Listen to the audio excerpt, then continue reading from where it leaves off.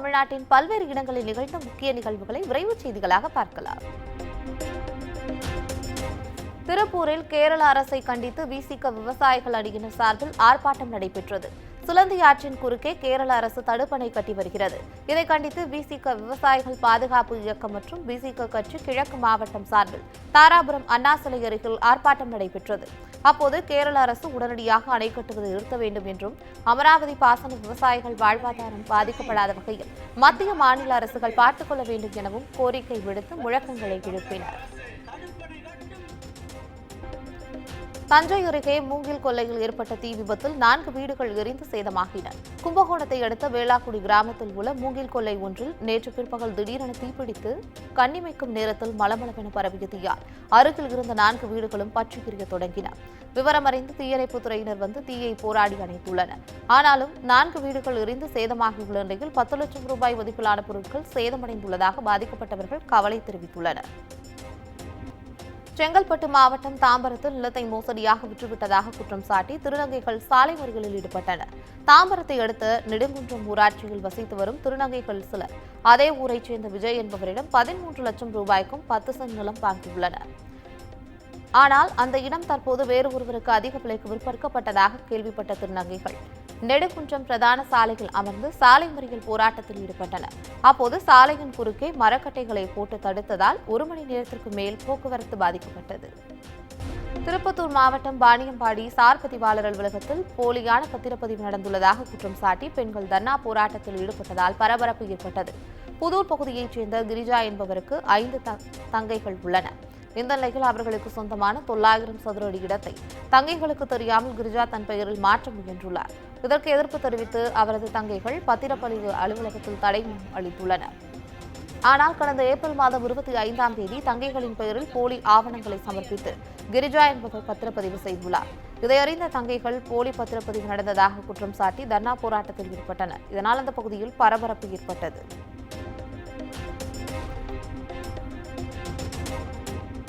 திருச்சியில் வருவாய் நீதிபதியை எதிர்த்து ஐயாக்கனு தலைமையில் விவசாயிகள் போராட்டத்தில் ஈடுபட்டனர். மாநிலம் முழுவதும் கோயிலுக்கு சொந்தமான நிலங்கள் குத்தகைக்கு விடப்பட்டுள்ளன. இந்த நிலங்களில் பெரும்பாலும் நெல் சாகுபடி செய்யப்பட்டு வரும் நிலையில் ஒரு சிலர் மட்டும் மாற்றுப்பயிர் விளைத்து வருகின்றனர். இந்த நிலையில் 13 மாவட்டங்களுக்கு வருவாய் நீதிபதியாக உள்ள செல்வராஜ் என்பவர் நெல்லுக்கு மாற்றாக வேறு எந்த பயிரும் சாகுபடி செய்யக்கூடாது என்று தடுத்ததாக கூறப்படுகிறது. இதை கண்டித்து தேசிய தென்னிந்திய நதிகள் இணைப்பு சங்கத்தின் தலைவர் ஐயாக்கனு தலைமையில் விவசாயிகள் போராட்டத்தில் ஈடுபட்டனர். பின்னர் திருச்சி மாவட்ட ஆட்சியாளர் அலுவலகத்தில் மனு கொடுத்துவிட்டு சென்றுள்ளனர். மதுபோதையில் காரை இயக்கிய நபர்கள் போக்குவரத்து காவலர்களை தாக்கி சாலையில் அராஜகம் செய்ததால் பெரும் பரபரப்பு ஏற்பட்டது. சேலம் மாவட்டம் டிஎம்எஸ் பகுதியை நோக்கி காரை இயக்கி வந்த 4 மதுபோதை இளைஞர்கள் சாலையில் சென்றவர்கள் மீது வாகனத்தை மோதவிட்டு தகராறில் ஈடுபட்டதாக கூறப்படுகிறது. தொடர்ந்து அடங்காத அந்த கும்பல் டிஎம்எஸ் பகுதிக்கு வந்து சாலையில் தகராறு செய்தபோது போலீசார் வந்து தடுத்துள்ளனர்.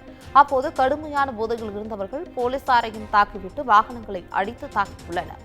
இதேவேளையில் ஏற்பட்ட போக்குவரத்து நெரிசலால் நூற்றுக்கணக்கான வாகனங்கள் அப்படியே நின்றன. அத்துடன் நீதிபதி ஒருவரின் காரும் நெரிசலில் சிக்கிய நிலையில் அப்போது இளைஞர்களை தட்டி கேட்ட நீதிபதியின் பாதுகாவலரையும் அவர்கள் தாக்க முயன்றதாக தெரிகிறது. மேலும் அந்த வழியாக செல்ல முயன்ற ஒரு வாகனத்தை கூட விடாமல் பயங்கர அலப்பறையில் ஈடுபட்டு வந்த நபர்களை போலீசார் ஒரு வழியாக கைது செய்ததை அடுத்து போக்குவரத்து சீர் செய்யப்பட்டு சில மணி நேரங்களாக காத்திருந்த வாகனங்கள் நகர்ந்தன.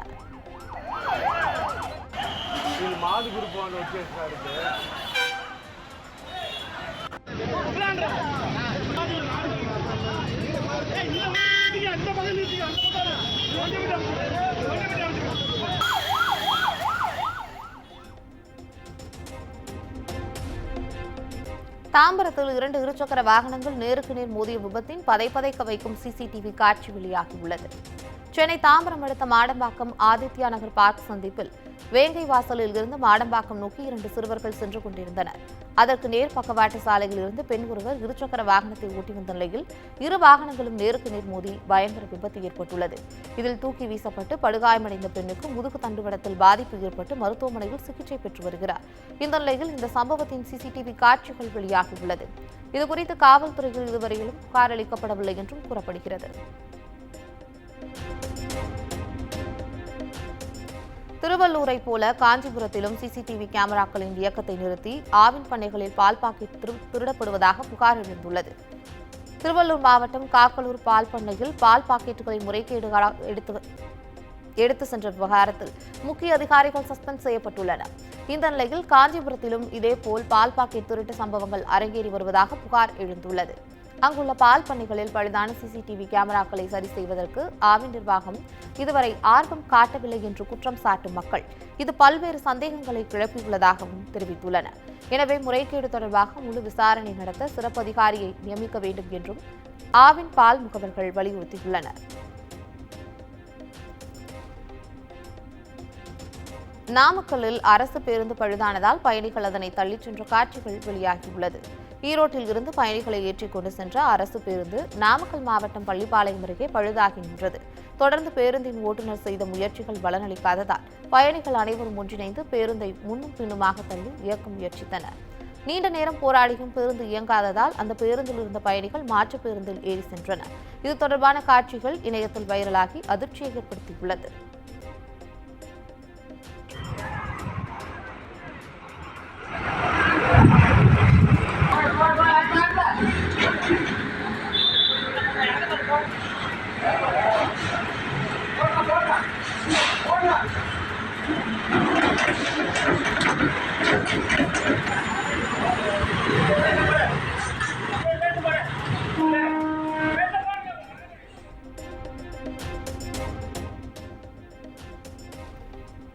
ஈரோடு மாவட்டம் சோலங்காபாளையம் அருகே காதல் விவகாரத்தில் இளைஞர் கொலை செய்யப்பட்ட வழக்கில் குற்றவாளிகளை கைது செய்ய வலியுறுத்தி உறவினர்கள் போராட்டத்தில் ஈடுபட்டனர். கிளாம்பட்டி பகுதியைச் சேர்ந்த ஹரிஷ் என்ற இளைஞருக்கும் வெள்ளியங்கிரி என்பவருக்கும் காதல் விவகாரத்தில் பிரச்சினை இருந்துள்ளது.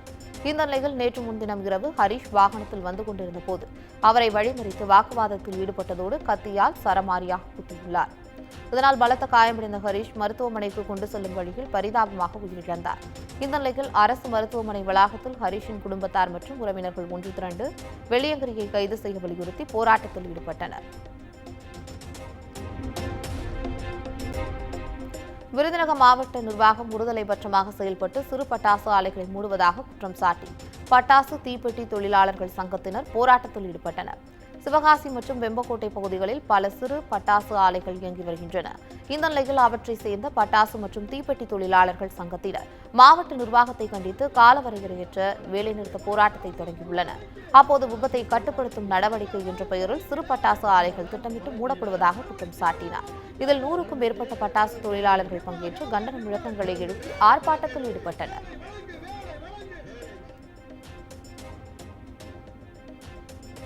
ராணிப்பேட்டை மாவட்டம் அரக்கோணம் அரசு மருத்துவமனையில் நிறைமாத கர்ப்பிணி பிரசவத்திற்காக செல்ல ஆம்புலன்ஸ் கொடுக்காத சம்பவம் அதிர்ச்சியை ஏற்படுத்தியுள்ளது.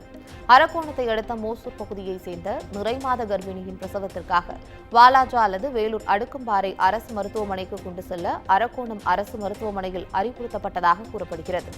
ஆனால் அது தூரம் என கூறிய பெண்ணின் உறவினர்கள் சென்னை அல்லது திருவள்ளூருக்கு ஆம்புலன்ஸ் சேவையை ஏற்பாடு செய்ய கோரி கேட்டதாக தெரிகிறது.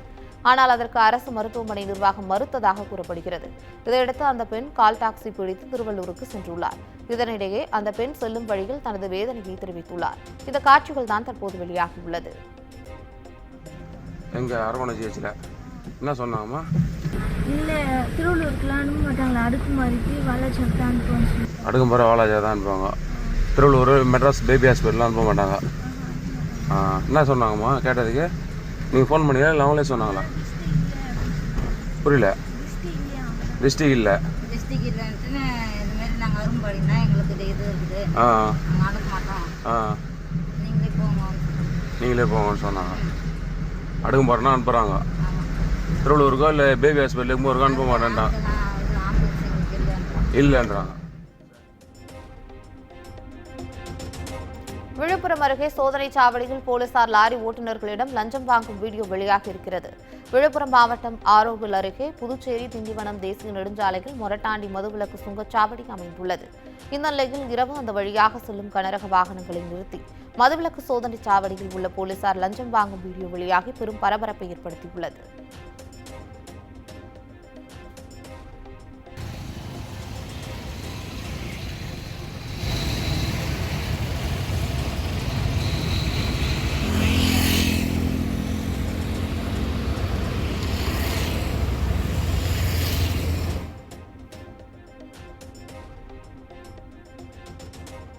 காஞ்சிபுரம் வரதராஜ பெருமாள் திருக்கோயில் பிரம்மோற்சவத்தை முன்னிட்டு இரவு குதிரை வாகனத்தில் வரதராஜ பெருமாள் எழுந்தருளி ஏசல் சேவை கண்டார். உலக புகழ்பெற்ற அத்திவரதர் எழுந்தருளிய காஞ்சிபுரம் வரதராஜ பெருமாள் கோயிலில் வைகாசி விசாக பிரம்மோற்சவம் நடைபெற்று வருகிறது. அதன்படி நேற்று இரவு வரதராஜ பெருமாள் தலைப்பாகை அலங்காரத்துடன் குதிரை வாகனத்தில் எழுந்தருளி பல்வேறு வீதிகள் வழியாக வலம் வந்தார். பின்னர் காஞ்சிபுரம் ஏகாம்பரநாதர் திருக்கோயில் அருகே 3 முறை முன்பின்னாக சென்று ஏசல் சேவை நடைபெற்றது. இதில் திரளான பக்தர்கள் கோவிந்தா முழக்கத்துடன் கண்டுகளித்தனர்.